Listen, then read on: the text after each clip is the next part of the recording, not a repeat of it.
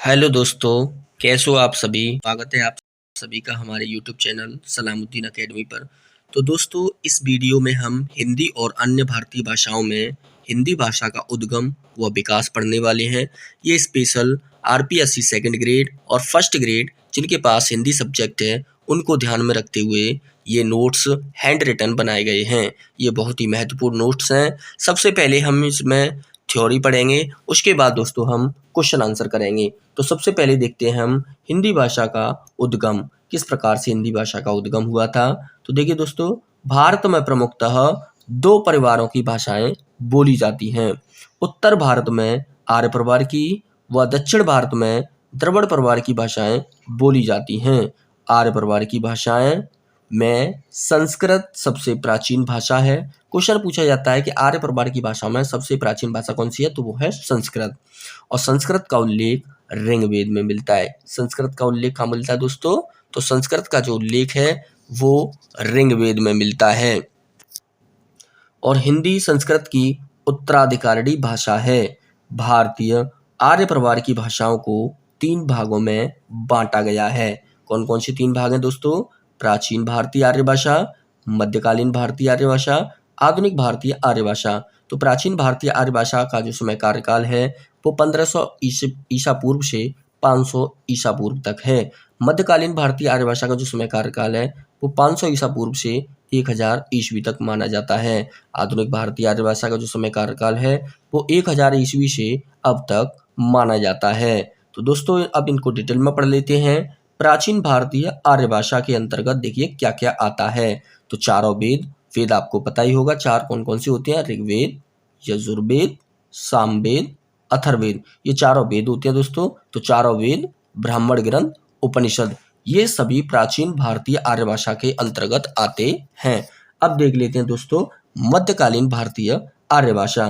तो मध्यकालीन भारतीय आर्य भाषा के अंतर्गत तीन भाषाएं विकसित हुई। कितनी भाषाएं दोस्तों विकसित हुई थी, तीन भाषाएं विकसित हुई थी। कौन कौन सी, पाली, प्राकृत, अपभ्रंश। अब देखिए दोस्तों, पाली, पाली का जो समय कार्यकाल है वो 500 ईसा पूर्व से 1 ईस्वी तक माना गया है।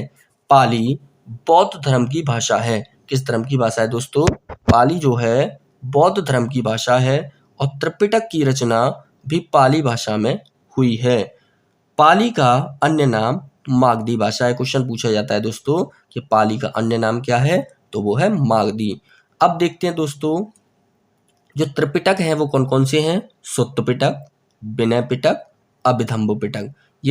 इन्हीं को हम त्रिपिटक कहते हैं। तो क्वेश्चन पूछा जाता है कि पाली किस धर्म से संबंधित है, तो पाली जो भाषा है वो बौद्ध धर्म से संबंधित है। अगर क्वेश्चन पूछा जाता है कि बौद्ध साहित्य किस भाषा में लिखा गया है, तो बौद्ध साहित्य पाली भाषा में लिखा गया है। अब दोस्तों देखते हैं सुत्त पिटक। ठीक है, अब दोस्तों ये तीनों हो गए, सुत्त पिटक, विनय पिटक, अभिधम्ब पिटक, तीनों हो गए। अब देखते हैं दोस्तों प्राकृत। प्राकृत का जो समय कार्यकाल है वो 1 ईस्वी से 500 ईस्वी तक माना गया है। तो प्राकृत जैन धर्म की भाषा है।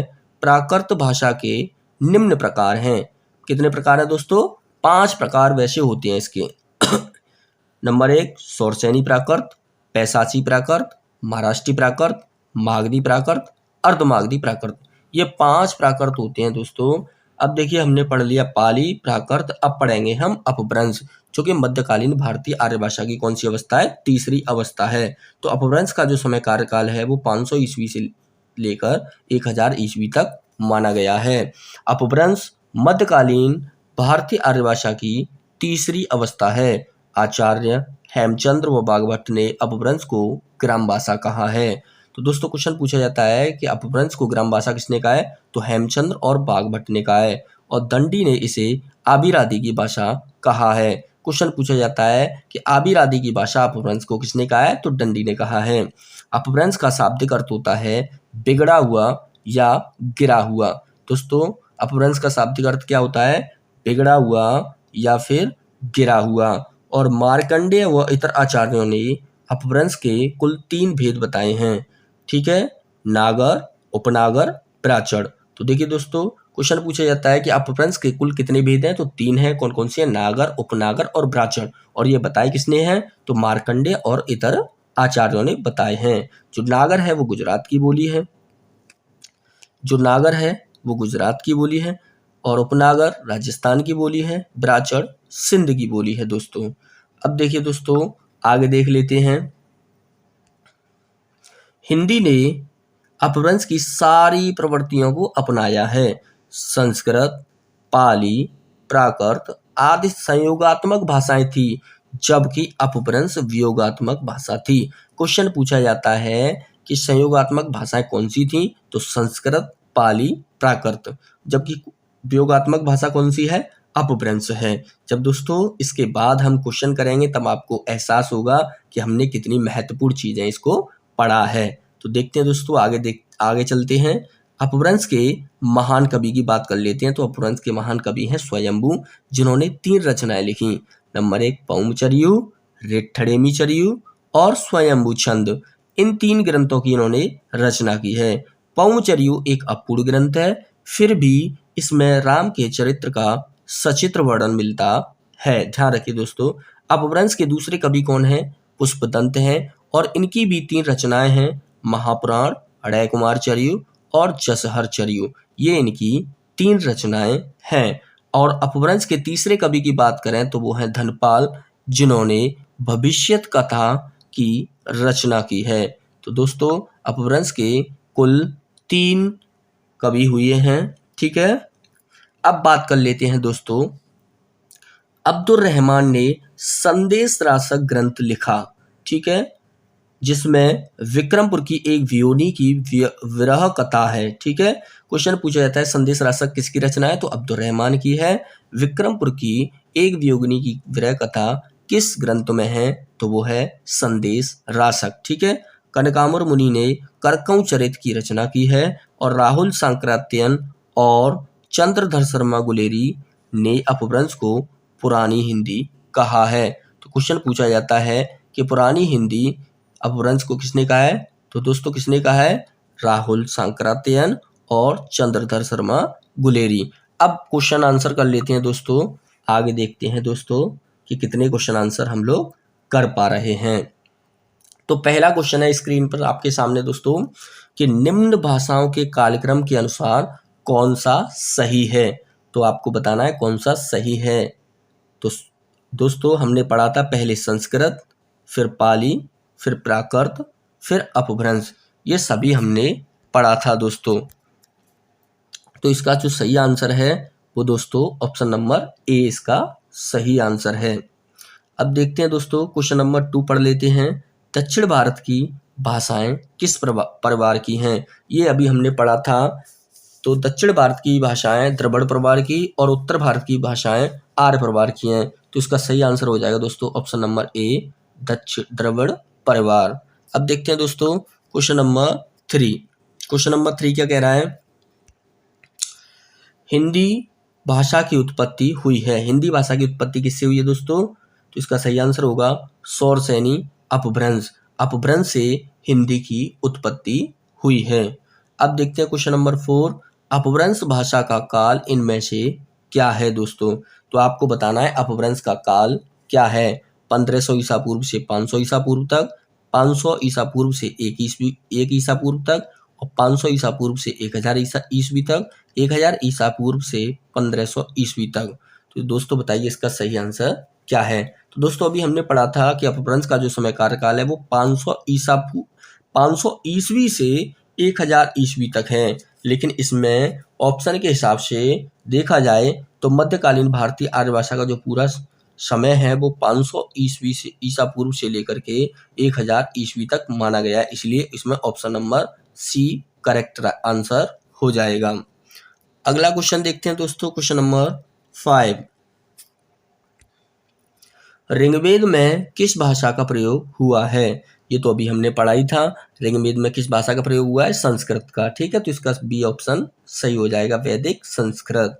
क्वेश्चन नंबर 6 देख लेते हैं दोस्तों, इनमें से कौन सा नाम अपभ्रंश के लिए प्रयुक्त नहीं होता है। तो ध्यान रखिएगा, नहीं होता है, कौन सा नाम उपयुक्त नहीं होता है।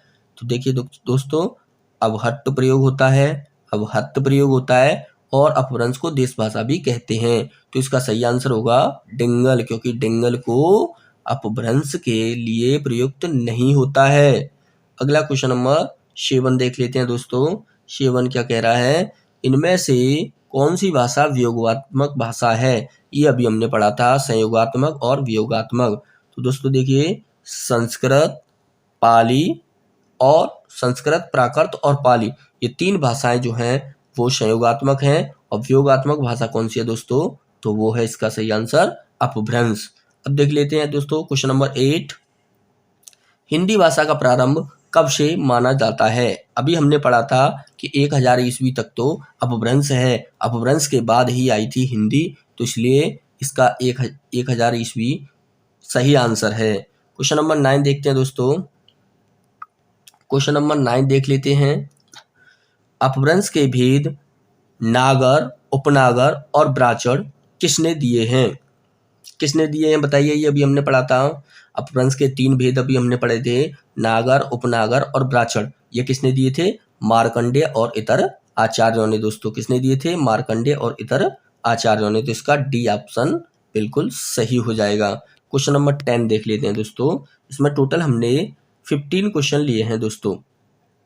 क्वेश्चन नंबर 10 देखिए दोस्तों, सुमेलित कीजिए, इसमें हमें मिलान करना है अपभ्रंश का क्षेत्रीय रूप और विकसित होने वाली भाषाओं का। तो दोस्तों सोचिए, इसमें है ए शौरसेनी अपभ्रंश। तो शौरसेनी अपभ्रंश का जो विकास हुआ है, शौरसेनी अपभ्रंश से जो विकास हुआ है वो पश्चिमी हिंदी का हुआ है, और पश्चिमी हिंदी के अंतर्गत ब्रज भाषा आती है, इसलिए दोस्तों इसका ए का पहला हो जाएगा।